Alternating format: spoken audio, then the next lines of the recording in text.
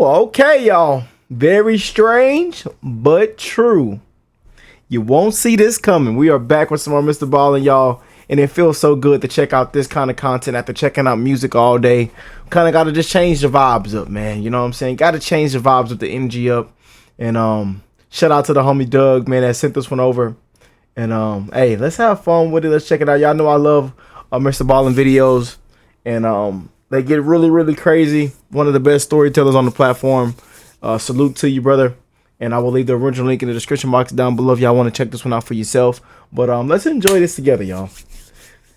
We're back with top 3 strange but true. You won't see this coming. So let's get into it. Ain't you kind of scared? Ain't your anxiety building up right now? Yeah, I'm ready for this one too. Come on, let's crank it, y'all. Sometimes the truth is stranger than fiction. And today we're going to look at 3 stories that demonstrate that. But before we get into those stories, if you're a fan of the strange, dark, and mysterious delivered in story format, then you've come to the right place because that's all we do, and we upload once a week. So if that's of interest to you, please sneak into the like button's home and break off all the tabs on their soda and beer cans. Also, please subscribe to our channel and turn on all notifications so you don't miss any of our weekly uploads. Okay, let's get into today's stories. Let's jump into it. Hey.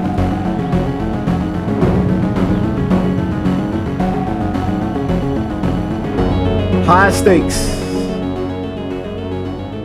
On October 20th, 1986, Captain Alexander Kluyev was piloting a passenger plane that was about to descend down into a Russian airport for a layover. On board this plane were 94 occupants, including passengers and crew. And as the captain began going over in his mind the different steps he would need to follow to land this plane, he practically sighed with boredom. He had always thought life as a pilot would be exciting and interesting, but all he ever did were these short commercial flights around Russia, and they lacked any sort of thrill. In fact, the captain had flown this particular route so many times, he could practically do it in his sleep. And so as the captain was about to begin yet another boring descent to end yet another boring flight, he was suddenly struck with a very unexpected idea. And as he thought about it, he stopped what he was doing and he just turned to his co-pilot, whose name was Gennady Zernov. And he said, "Hey, Gennady, can I ask you something?" At the same time that Captain Alexander and Gennady were having this conversation up in the cockpit, down on the ground inside of that Russian airport where the captain was supposed to land,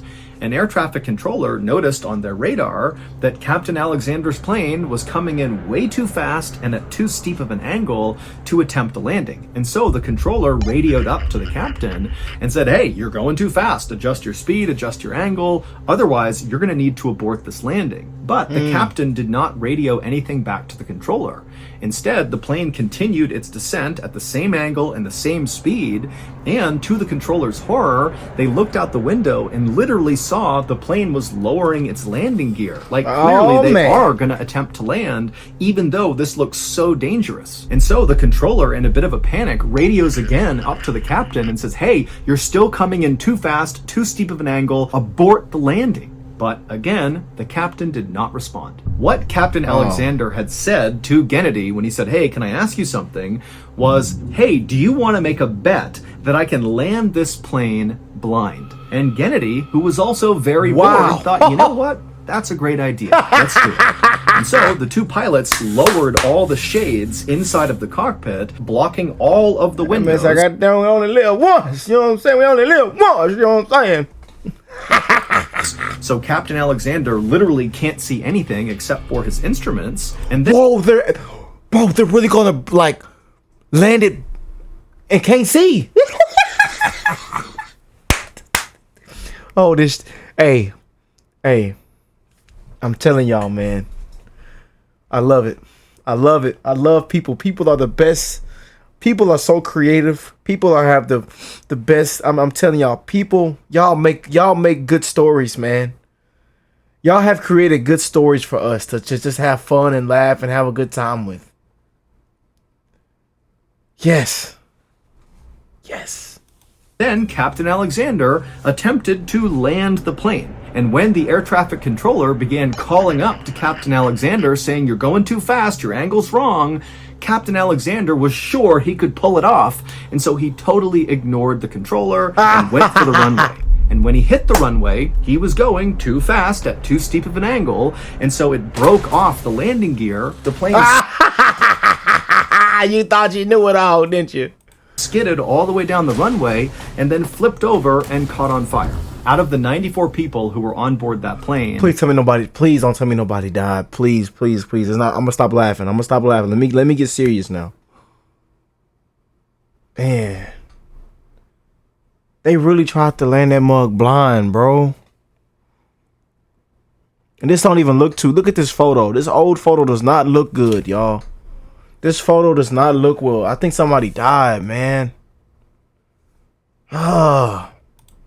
70 would perish, including the co-pilot Gennady Zernov. As for Captain Alexander, who orchestrated this whole tragedy, well, he actually survived, and he was sentenced to 15 years in prison.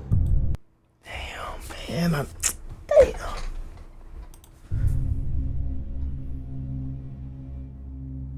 Wow. On August 23rd, They in there making bets, man. They in there betting it up. In there betting it up, man.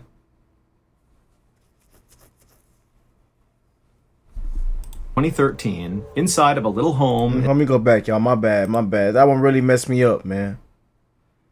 I thought they were actually going to, you know, achieve it and actually land the plane blind and come out successful. Damn.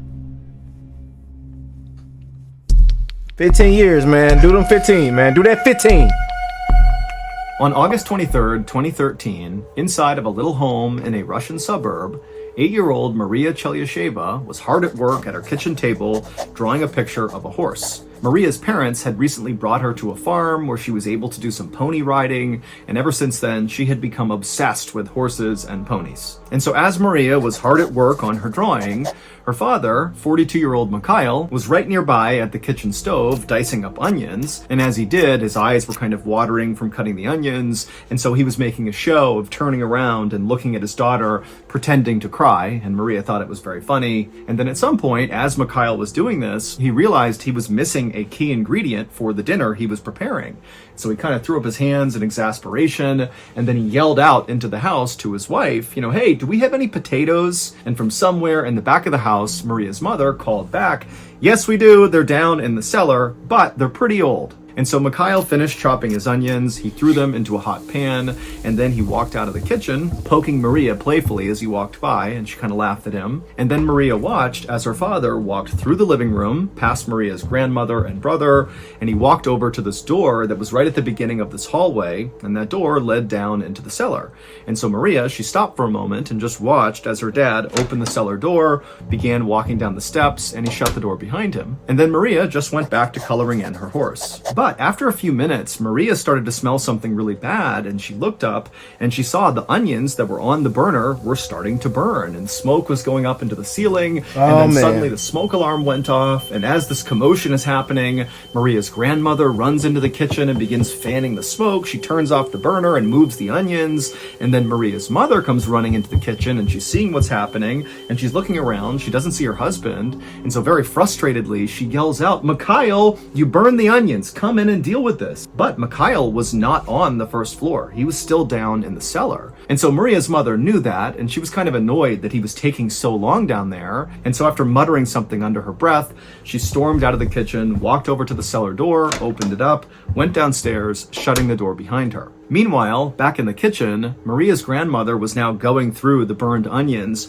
looking for any that were salvageable, and Maria had gone back to her horse drawing. But after about 5 minutes, it dawned on Maria that her parents had still not come out of the cellar yet, and it just felt like too much time had passed. They should be up by now. And so Maria stopped working on her picture and just stared down the hall at the cellar door.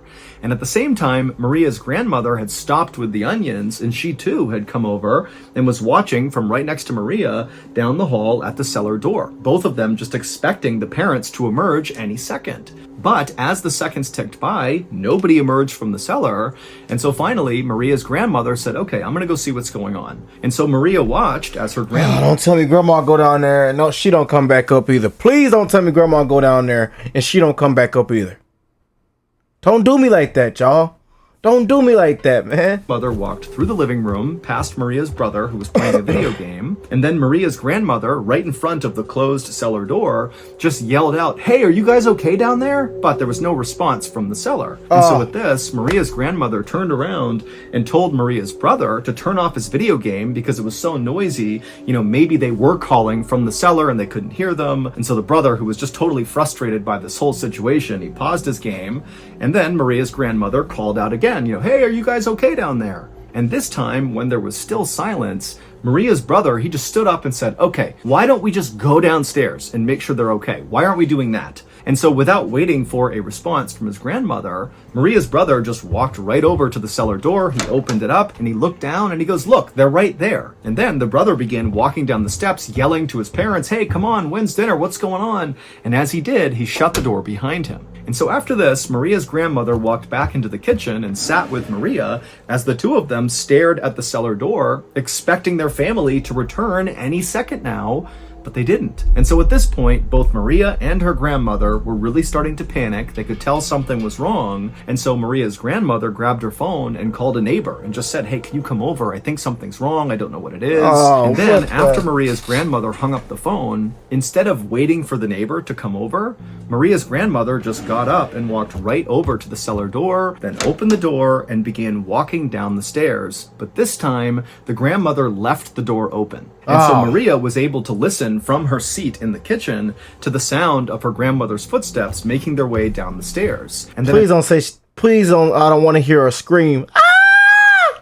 Please, I don't want to hear a scream. Please, I don't want grandma to scream. At some point, Maria heard what sounded like a distinct thud and then silence. Now, at this point, Maria is terrified. The neighbor has not come over yet. And so without knowing what else to do, she just got up and walked over to the open cellar door and just stared down into the darkness down below. She couldn't see anything, but she was too scared to even call out to her family. And then finally, she just began descending the stairs herself. 10 minutes later, the neighbor who Maria's grandmother had called finally arrived over at their house. He knocked on the front door, but there was no answer. And so he tried the doorknob, found it unlocked, so he opened it up and he stepped inside. And right away, you know, he looked around and it was totally quiet. There was nobody on the first floor of the house, but the neighbor immediately... Now, just imagine that as you being the neighbor, like, oh my goodness, I'm in a freaking movie. Where is everybody at? Is this a prank? What's going on? Heard crying, and he walked around the first floor listening for where it was coming from, and he realized when he got to the top of the open door leading down into the cellar that the crying was coming from down there. And so without a thought, the neighbor just ran down the stairs, and he couldn't believe what he found. He found Maria, the 8-year-old, just crying on the ground, and all around her was her entire family just laying on the ground. Now, the neighbor had no idea what was going on, but sensing clearly there was some sort of emergency based on the call he got and what he was seeing now, he just scooped up Maria, ran upstairs and ran out of the house and began screaming for help. When help arrived, they would search the house and make their way down into the cellar, and they would discover that Maria's entire family, her grandmother, her brother, her parents, they were all dead. And what had killed them were the very potatoes that Mikhail had gone down to get. It would turn out Maria's mother was right when she warned Mikhail that the potatoes they had downstairs were very old.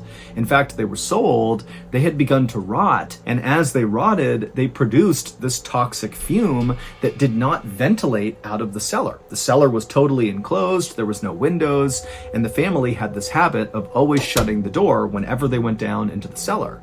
And so over time, this fume had totally filled the entire cellar. And what?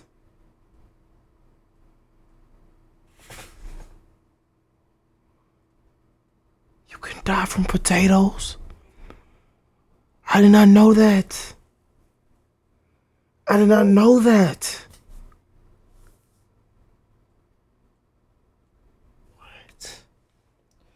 Oh, that breaks my heart. And one by one, as family members went down into the cellar, sealing the door behind them, they passed out from these fumes. From the fumes. Oh, wow. Then died. Maria was the only one who survived going down into the cellar because her grandmother, who had gone down right before her, had left the door open. Oh, open. And so by the time Maria had gone down, a lot of the toxic fumes had found their way up the stairs and escaped into the rest of the house. And so when Maria went down there, it was not nearly as toxic. just imagine that. That poor little girl lost her family to some potatoes.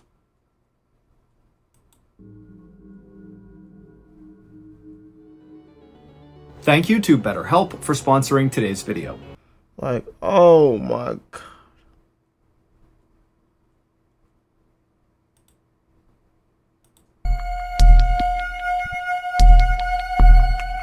On December 7th, 1993, a pregnant woman named Diane Cashapp sat inside of a hospital room in the city of Fulda, Germany, staring anxiously at the nurse who was doing her blood pressure. When the nurse was done, she would tell Diane that her blood pressure was still too high. And so Diane, she sighed and she was pretty upset by this, but at the same time, she wasn't all that shocked. After all, Diane had come to the hospital because she thought something was wrong with her.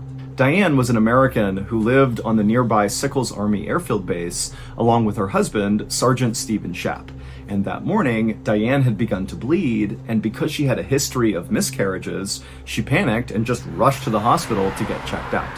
Now, ultimately, the doctors would tell her that it seemed like she was going to be okay and that the bleeding was not a big issue, but as a precaution, they wanted her to stay in the hospital for a week, just doing bed rest, where they could watch her and make sure she was really okay. And so far, she was, but her blood pressure was still too high. The nurse who had taken Diane's blood pressure finished doing the rest of Diane's vitals, and then afterwards, she left the room, leaving Diane alone. And Diane, now, it's the first time she's been alone inside of her hospital room since she arrived, and suddenly she just felt so anxious about the whole situation. And so as she's laying in her bed, wondering if her pregnancy was really okay, she heard footsteps out in the hallway, and then suddenly her door busted open, and it was her husband, Stephen. And Stephen, his skin was pale, his eyes were red, he looked really upset, and he rushed into the room, and he kneeled down next to Diane's bed, and he took her hand, and he just said, how are you doing? It had been a really hard stretch lately for Diane and Stephen.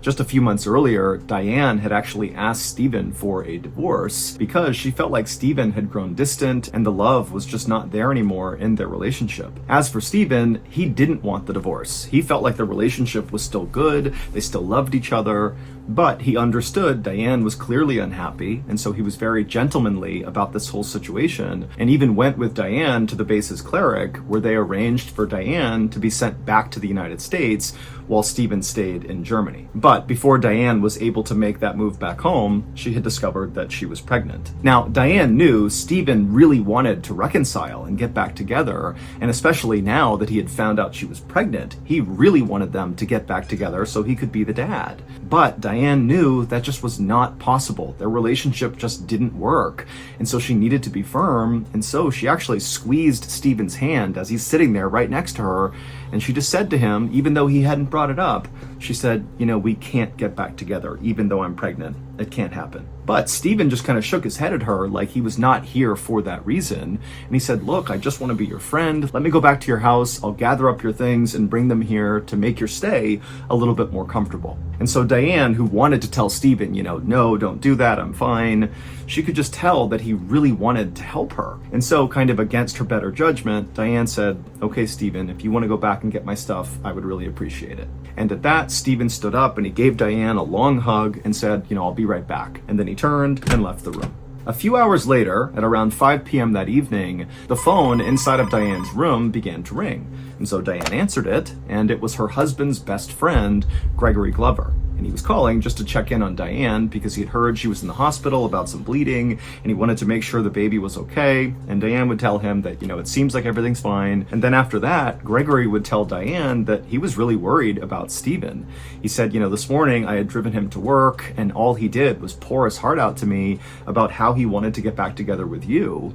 And I just want you to know that, he's really worked up about this. But before Diane could even respond to Gregory, the phone just suddenly went dead. And so Diane, she held the phone out, kind of staring at it like, what's going on here? She put it back to her ear. She said Greg's name a few more times. Oh, but man. The line was just totally dead. And so Diane, she hung up the phone and figured Gregory would just call back. But 30 minutes went by and Gregory did not call back. And then out in the hallway, Diane began to hear running. And that running continued all the way up the hall and it stopped right outside of her door. And so she turned to face her door. The door flung open and what she saw caused Diane to just freeze in total shock. A few hours earlier, after Stephen had left Diane's hospital room, he had gone straight to her house to begin gathering things up for her. And so when he got there, he had a gym bag, which was made by a sports and athletic company called Head, and he had gone inside of her house and begun going around the rooms, gathering things she would want, and putting them in this bag. And at some point, Stephen made his way into Diane's bedroom, and suddenly he was just kind of overcome with sadness because he looked around the room and he saw there were still pictures up from their wedding day, and there was a card that was face down on the bedside table that he recognized, and just all of these different things he was seeing just suddenly made him feel so depressed about losing his marriage. And so Stephen, instead of continuing to gather up things for Diane, he just began pacing back and forth inside of her bedroom, thinking about ways he could potentially win Diane back. Maybe there was a gift he could give her or some sort of offering or gesture that would show her that he still loved her very much. And so as Stephen was thinking about this, he happened to glance down at his gym bag and suddenly he felt totally inspired, like he knew exactly what he needed to do. And so without another thought, Stephen grabbed something off of the mantelpiece inside of Diane's bedroom, he threw it inside of his gym bag, then he grabbed the bag and walked out of her house. Once Stephen was outside, he had a big smile on his face. He was even whistling as he walked,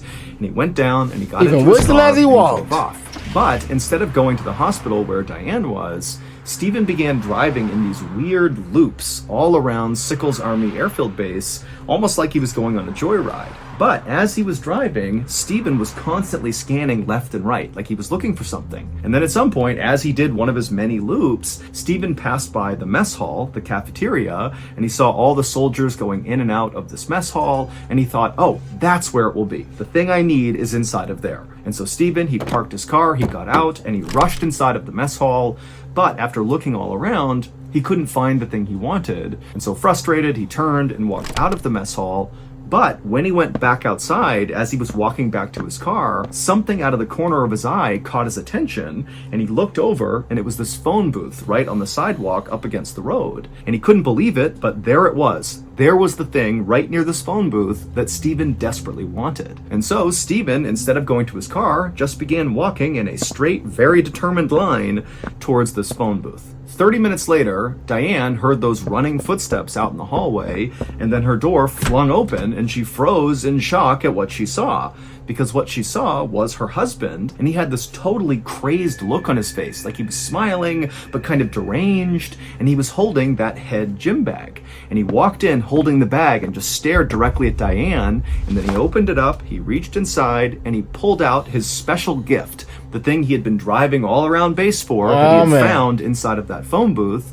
And he walked up to Diane and he put it right in her face and said, look what I brought you, look. And by this point, Diane was screaming bloody murder. It would turn out when Stephen first arrived at Diane's hospital room that morning, and he had knelt down and taken her hand and asked if she was okay, Diane had been very firm with him that they could still not get back together even though she was pregnant. Now, this was crushing news for Stephen because he did secretly hope that this baby would bring them back together, but what Diane told Stephen next was infinitely more crushing. She would say to Stephen that the real reason they could not get back together was because this baby was not his. Now, Stephen had initially taken this news pretty well and said to Diane, okay, I understand, at least let me go to your house and gather up some things for you and bring them back here so your stay at the hospital is a little bit more comfortable. And Diane had maybe been a little bit surprised at how well Stephen had taken this, and she said, okay, yeah, that would be great. And so Stephen had left the hospital, gone to Diane's house, he went into her room, and he began putting her things into that gym bag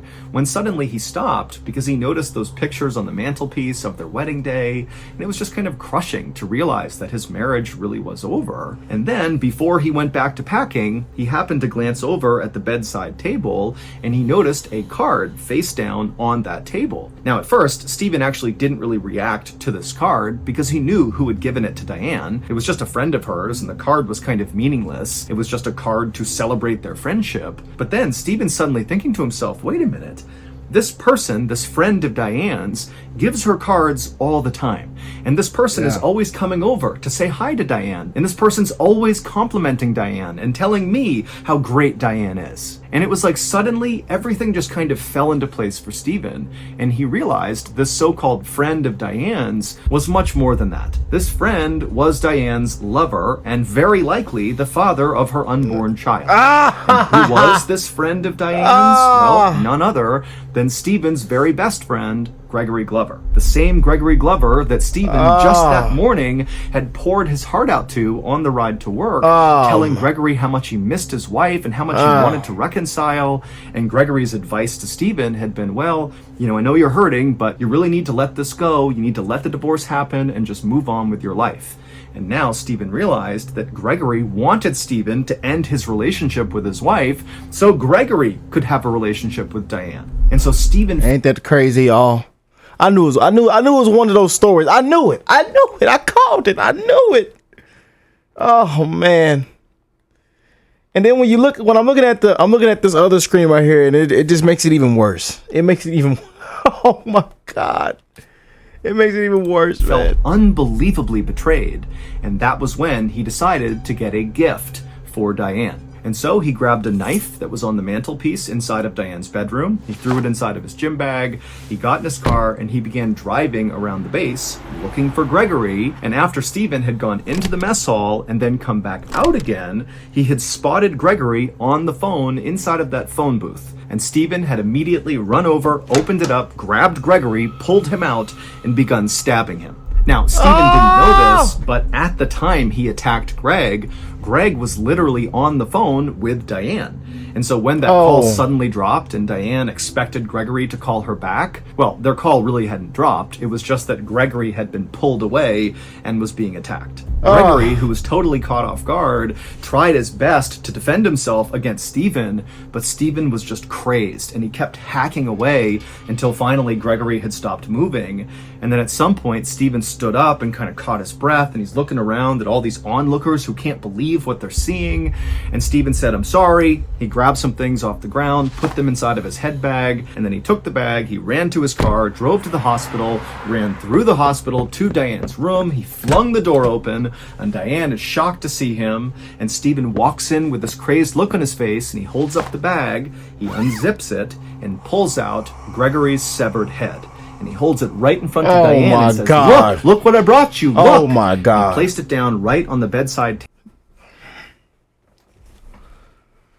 I think we've had enough. Y'all. I think we've had enough. I'm not gonna lie to you. I've heard it all.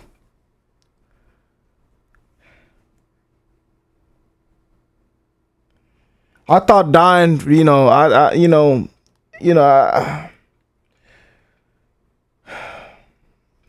you got people trying to land planes blind.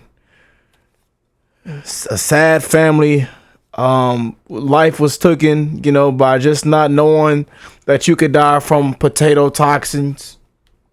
And then we have this craziness going on. Oh man. Table looking directly at Diane. And so Diane began screaming and people began rushing into the room. Meanwhile, Stephen just sat in the corner calmly, waiting to be arrested. Ultimately, Stephen would be tried by a military court and he would be sentenced to life in prison.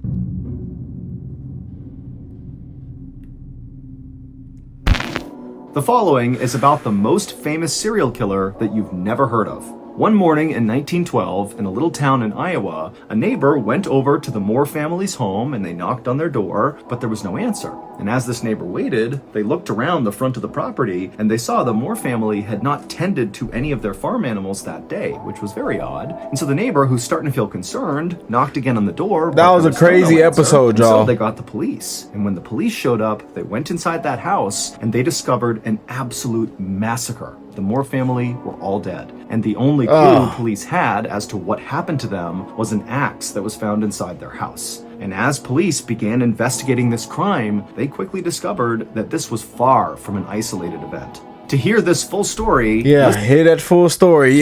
We'll be back, Mr. Ballen. We'll be back, sir. We will be back, I promise you. And hopefully, it's not too crazy, but I'm pretty sure it's going to be crazy as... I love y'all, man.